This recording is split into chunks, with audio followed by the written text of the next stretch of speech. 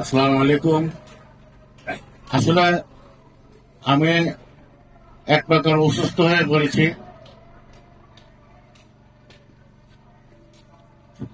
কথা বলার অনেক ছিল, আমি কথা বলতে পারবো না, কারণ আমি অসুস্থ।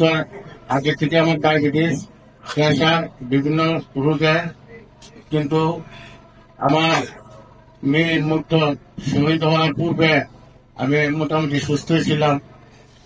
মেয়ের মুক্ত শহীদ হওয়ার পর, যেদিন শহীদ হলো, এর আগের দিন সে আমাদেরকে বিদায় দিয়েছে। আমরা, আমার বড় ছেলে সহ, বড় বউ সহ, ছেলের বউ সহ আমরা চট্টগ্রাম গেছিলাম আমার বড় ছেলের শ্বশুর বাড়িতে। আমরা যাওয়ার পরে বিকাল সন্ধ্যার দিকে, সন্ধ্যার পূর্ব মুহূর্তে আমরা গিয়ে পৌঁছে 10টা-11টার সময়। সন্ধ্যার পূর্ব মুহূর্তে খবর আসে। আমরা তো সাথে সাথে জানতে পারি নাই। আমার কাছে যে মোবাইল ছিল, আমার শহীদ মীর মুগ্ধর মার কাছে যে মোবাইল ছিল, আমার বড় ছেলে নিয়ে যায়, কারণ আমাদেরকে যদি তখন জানায়, তখন আমাদেরকে নিয়ন্ত্রণ করতে পারবে না। আমরা অসুস্থ, আমার শহীদ মুগ্ধর মা হার্টের রোগী।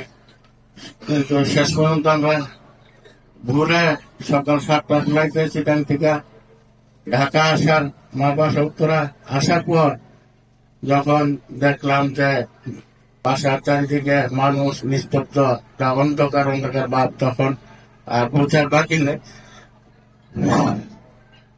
আমি শুধু একটি কথা বলতে চাই আপনাদের উদ্দেশ্যে, যে আমার ছেলে, তিন ছেলে, এখনের বর্তমান প্রজন্মের আমি যতটুকু বুঝি, আমি যদি আগে রাজনীতি করতাম, কিন্তু আমার ছেলেরা, কোনো ছেলে রাজনীতি পছন্দ করে না, এবং তারা রাজনীতি না করে দেশপ্রেমে উদ্বুদ্ধ হয়ে যেন চলতে পারে, সেজন্য আমি ছোটবেলা থেকে, প্রাইমারি হাই স্কুল থেকে মানবিক কাজে, যেমন স্কাউট, রেড ক্রিসেন্ট, তারপরে বিভিন্ন কবিতা আবৃত্তি, কবিতা বিতর্ক প্রতিযোগিতা, বিভিন্ন মেলা, সাংস্কৃতিক, এইসব কাজে তাদেরকে আমি দিয়ে রাখছি। এবং আমার ছেলেরা বিশেষ করে স্কাউটে উচ্চ পর্যায়ে যায়।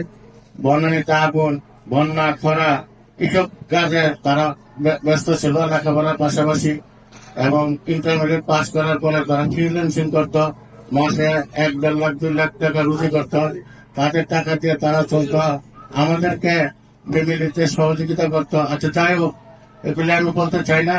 আমি যারা এই 24-এর গণ অভ্যুত্থানে, বিপ্লবী আন্দোলনে যারা শহীদ হয়েছে, সকল শহীদের মাগফিরাত কামনা করছি। এবং পৃথিবী সৃষ্টির পর থেকে জাতি, ধর্ম এবং দেশের জন্য যারা যুগে যুগে প্রাণ দিয়েছে, সকল আত্মার মাগফিরাত কামনা করছি এবং আপনাদের সুস্বাস্থ্য কামনা করছি। তার পাশাপাশি আমি বলতে চাই যে বর্তমান প্রজন্ম যেমন রাজনীতি বিমুখ, আগামী দিনে যেন একটা সুস্থ রাজনীতি গড়ে ওঠে, একটা দেশ একটা সুন্দরভাবে এবং একটা পরিস্ফুটিত ভাবে দেশপ্রেম, বৈষম্যহীন এবং যে আকাঙ্ক্ষা নিয়ে তারা আন্দোলনে গেছে, এই আন্দোলন যেন আগামী দিনে আর যেন এরকম আন্দোলন না করতে হয় দেশের জন্য।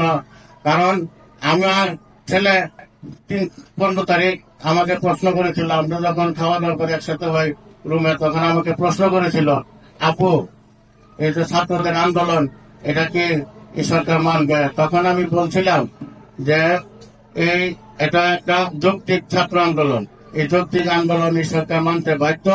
ছাত্ররাই আন্দোলন করে এদের স্বাধীন করেছে। ছাত্রদের নেতৃত্বে যখন আন্দোলন শুরু হয়, তখন সাধারণ জনগণ, আপামর জনগণ, কৃষক, শ্রমিক, মেহনতি মানুষ মুক্তিযুদ্ধে অংশগ্রহণ করে। আমি, আমার বয়স যদি তখন 8 বছর প্লাস ছিল, আমার বয়স যদি মুক্তিযুদ্ধে যাওয়ার বয়স হতো, তো আমিও মুক্তিযুদ্ধে পাইতাম।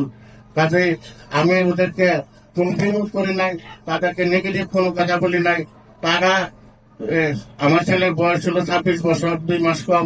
তা আমার কথা ছিল যে তারা একটা পরিপূর্ণ মানুষ, তা সে যদি যারা ভালো মনে করে সেটাই করবে, যার কারণে আমি নেগেটিভ কোনো প্রশ্নের উত্তর দেয় নাই।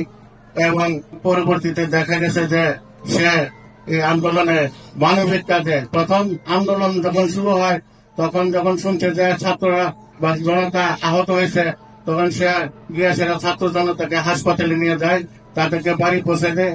তারপর এক পর্যায়ে চিকিৎসা সেবা দেওয়ার পর এই আন্দোলনে পানি বিস্কিট নিয়ে নামে এবং পানি খাওয়াইতে খাওয়াইতে ক্লান্ত হয়ে যায়, বসে পড়ে। তারপরে যখন দাঁড়ায়, আপনারা ভিডিও ফুটেজে দেখবেন, দাঁড়ানোর সাথে সাথে তার মাথায় গুলিবিদ্ধ হয়। কাজে আমি আপনাদেরকে বলবো, আগামী দিনে এরকম আর আন্দোলন যেমন করতে না হয় এবং এই জুলাই আগস্ট আন্দোলনের প্রকৃত বিচার যেন ভবিষ্যতে হয়, সেই বিচার আপনাদের কাছে দায়ভার। আপনারা যারা সাংবাদিক, আপনারা যারা সুশীল লেখক সাহিত্যক, আপনারা আপনাদের কলমের দ্বারা, আপনাদের সাংবাদিকতার দ্বারা জনমানুষের পক্ষে আপনারা এগুলি তুলে ধরবেন, এই আশাবাদ ব্যক্ত করে